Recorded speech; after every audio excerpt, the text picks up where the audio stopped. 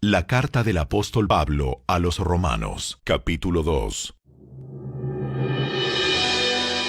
Tal vez crees que puedes condenar a tales individuos, pero tu maldad es igual que la de ellos, y no tienes ninguna excusa.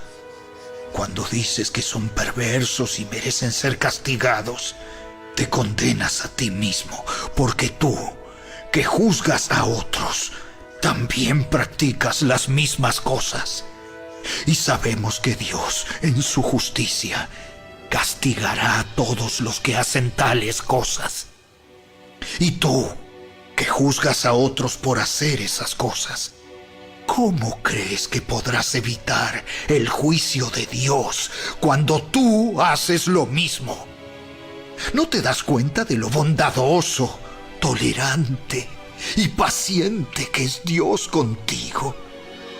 ¿Acaso eso no significa nada para ti? ¿No ves que la bondad de Dios es para guiarte a que te arrepientas y abandones tu pecado? Pero eres terco y te niegas a arrepentirte y a abandonar tu pecado. Por eso vas acumulando un castigo terrible para ti mismo, pues se acerca el día de la ira, en el cual se manifestará el justo juicio de Dios. Él juzgará a cada uno según lo que haya hecho. Dará vida eterna a los que siguen haciendo el bien, pues de esa manera demuestran que buscan la gloria, el honor y la inmortalidad que Dios ofrece. Pero derramará su ira y enojo sobre los que viven para sí mismos, los que se niegan a obedecer la verdad y en cambio viven entregados a la maldad. Habrá aflicción y angustia para todos los que siguen haciendo lo malo, para los judíos primero y también para los gentiles. Pero habrá gloria, honra y paz de parte de Dios para todos los que hacen lo bueno, para los judíos primero y también para los gentiles. Pues Dios no muestra favoritismo. Los gentiles serán destruidos por el hecho de pecar, aunque nunca tuvieron la ley escrita de Dios. Y los judíos, quienes sí tienen la ley de Dios, serán juzgados por esa ley porque no la obedecen. Pues el simple acto de escuchar la ley no nos hace justos ante Dios. Es obedecer la ley lo que nos hace justos ante sus ojos. Aún los gentiles, quienes no cuentan con la ley escrita de Dios, muestran que conocen esa ley cuando por instinto la obedecen, aunque nunca la hayan oído. Ellos demuestran que tienen la ley de Dios escrita en el corazón, porque su propia conciencia y sus propios pensamientos o los acusan o bien les indican que están haciendo lo correcto. Y el mensaje que proclamo es que se acerca el día en que Dios juzgará por medio de Cristo Jesús la vida secreta de cada uno. Tú, que te llamas judío, confías en la ley de Dios y te jactas de tu relación especial con Él. Tú sabes lo que a Él le agrada. Sabes bien qué es lo correcto, porque se te ha enseñado su ley. Estás convencido de que eres guía para los ciegos y luz para los que andan perdidos en la oscuridad. Piensas que puedes instruir al ignorante y enseñar a los niños los caminos de Dios, pues estás seguro de que la ley de Dios te da pleno conocimiento y toda la verdad. Ahora bien, si tú enseñas a otros, ¿Por qué no te enseñas a ti mismo? Predicas a otros que no se debe robar, ¿pero tú robas? Dices que está mal cometer adulterio, ¿pero tú cometes adulterio? Condenas la idolatría, ¿pero tú usas objetos robados de los templos paganos? Te sientes muy orgulloso de conocer la ley, pero deshonras a Dios al quebrantarla. No es extraño que las Escrituras digan: los gentiles blasfeman en nombre de Dios por causa de ustedes. La ceremonia judía de la circuncisión solo tiene valor si obedeces la ley de Dios. Pero si no obedeces la ley de Dios, no estás en mejor condición que un gentil incircunciso. Y si los gentiles obedecen la ley de Dios, ¿acaso Él no los considerará su propio pueblo? De hecho, los gentiles incircuncisos que cumplen la ley de Dios los condenarán a ustedes, judíos, que están circuncidados y tienen la ley de Dios, pero no la obedecen. Pues no se es un verdadero judío solo por haber nacido de padres judíos ni por haber pasado por la ceremonia de la circuncisión. No, un verdadero judío es aquel que tiene el corazón recto a los ojos de Dios.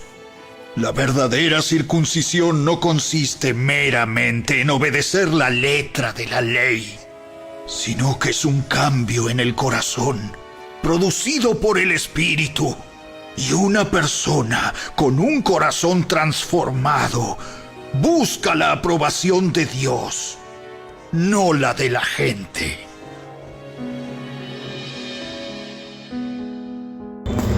Gracia y paz, amados hermanos, qué alegría poder compartir un devocional más con ustedes. Y en este día yo quería hablar acerca de Romanos capítulo 2. Romanos capítulo 2 nos habla de algo muy importante. Nos habla del justo juicio de Dios sobre el hombre. Entonces, y lo primero que podríamos hablar es lo que dice el verso 1. No tienes excusa, tú, quien quiera que seas. Entonces, hermanos, el hombre necesitamos entender que no tiene excusa delante de Dios. A la verdad, todo hombre es pecador y un día va a ser juzgado delante de Dios. Es lo primero que nosotros vemos allí. Ahora, cuando los hombres juzgan a los demás, ellos se condenan a sí mismos, dice la palabra, ya que practican también las mismas cosas. Y es verdad, todo hombre es pecador y por eso peca. Está bien, por eso peca. Ahora, el segundo punto que nosotros vemos allí es que el verso 3 dice: ¿piensas entonces que vas a escapar del juicio de Dios, tú que juzgas a los otros y sin embargo haces lo mismo que ellos? Entonces, muchas personas al juzgar a los demás piensan que de esa forma van a poder escapar del juicio de Dios. Pero ¿por qué ellos piensan de esa manera? ¿Por qué una persona que juzga podría pensar que va a escapar del juicio de Dios? Porque la persona que se pone a ser juez de los demás, la persona que comienza a juzgar las actitudes de los demás, esta persona está diciendo que yo soy perfecta, yo no tengo errores como tú, o yo no soy tan pecador como tú. Y a la verdad, lo que aquí el apóstol Pablo nos dice es que tú juzgas a los otros y sin embargo haces lo mismo que ellos. ¿Por qué? Porque eres igual de pecador que los otros. ¿Está bien? Entonces nunca debemos de ponernos como jueces de los demás. Más bien nosotros necesitamos reconocer siempre que por causa de la obra de Cristo es que nosotros hemos sido perdonados. Amén. Hemos sido perdonados. No significa que nosotros no podamos exhortar. Necesitamos exhortarnos, necesitamos animarnos, necesitamos fortalecernos el uno al otro. Necesitamos hablar también, claro que sí, si hay algún hermano que está en algún error, necesitamos hablar, pero no así juzgarlos. Está bien, no así juzgarlos, porque ciertamente todos nosotros hemos sido en algún momento también pecadores y en algún momento también hemos fallado en muchas cosas. Pero yo quería centrarme ahora en el verso 4. El verso 4 dice algo muy impresionante. Dice: ¿no ves que desprecias las riquezas de la bondad de Dios? Y lo primero aquí que menciona es que cuando nosotros tenemos esta actitud de juzgar a los demás, pensando que tal vez nosotros no somos tan pecadores o somos rectos delante de Dios en nuestra propia obra, estamos despreciando las riquezas de la bondad de Dios. Estamos despreciando las cosas grandes que Dios tiene para nosotros en Cristo Jesús. Y todavía dice de su tolerancia y de su paciencia, porque Dios ha sido paciente para con nosotros, Dios ha sido tolerante para con nosotros, pero cuando las personas en sí se ponen como jueces de los demás, ellos están despreciando en sí las riquezas de su bondad, de su tolerancia, de su paciencia para con nosotros. Y es más, lo que dice aquí todavía el verso 4 dice, al no reconocer que su bondad quiere llevarte al arrepentimiento. Es lo que dice la palabra, es que es la bondad de Dios que nos guía al arrepentimiento. Algunos de nosotros podemos pensar, ¿no? Esta persona es así porque necesita en verdad una disciplina. Esta persona solo va a cambiar si nosotros hablamos las cosas para él y le decimos, oye, tú eres un pecador y tú necesitas dejar aquello, tú eres un idólatra, deja eso, tú eres un adúltero, y es al contrario. Más bien nosotros necesitamos manifestar y expresar que hay un Dios que los ama y que es la bondad de Dios que los va a guiar propiamente al arrepentimiento. Es mostrarles a las personas que aunque son adúlteros, fornicarios y haciendo lo que han hecho, Dios los amó de tal manera que Él dio a su único Hijo para morir en la cruz y para que por su muerte tengamos perdón de pecados y podamos tener una nueva vida. Por eso dice la Biblia que aquel que está en Cristo, nueva criatura es. Las cosas viejas han pasado y todas son hechas nuevas. Entonces nosotros necesitamos mostrar eso, porque es la bondad de Dios que nos lleva al arrepentimiento. Es cuando mostramos al hombre que es pecador, que Dios murió por ellos, que envió a su único Hijo. Eso nos lleva en verdad al verdadero arrepentimiento, a ver a Dios de una forma distinta, no como un juez, sino como aquel que nos ama y como aquel que quiere cambiar nuestra historia y nuestra vida también.